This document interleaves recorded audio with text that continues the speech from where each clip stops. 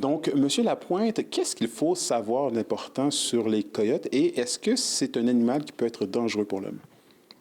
Bien, le coyote, c'est pas comme le loup, là, ça se déplace pas nécessairement en grosse meute. Il y a beaucoup d'animaux, il y a beaucoup d'individus qui sont seuls ou en paire, ou des très petits groupes là, de 4 à 6, des groupes familiaux de 4 à 6 individus. C'est un animal aussi très opportuniste.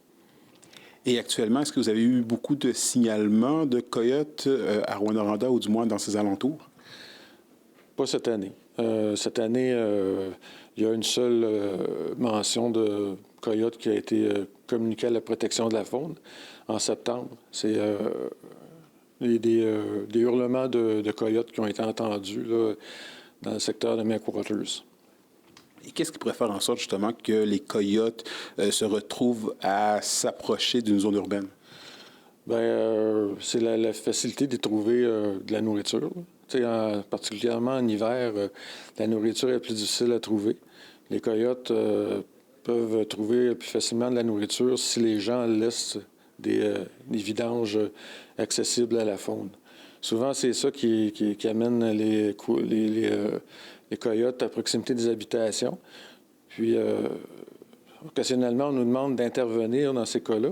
Mais la première chose à faire, c'est de plutôt s'assurer que nos vidanges ne sont pas accessibles pour la faune. Et une fois que ça c'est fait, qu'est-ce qu'on fait si on aperçoit quand même un coyote proche de notre résidence? Là? Bien, ça ne signifie pas nécessairement un danger. Même, on pourrait dire que c'est très rare qu'il y ait des cas de coyotes qui attaquent les gens. Dans le fond, probablement que le coyote il va se sauver quand il va voir un humain.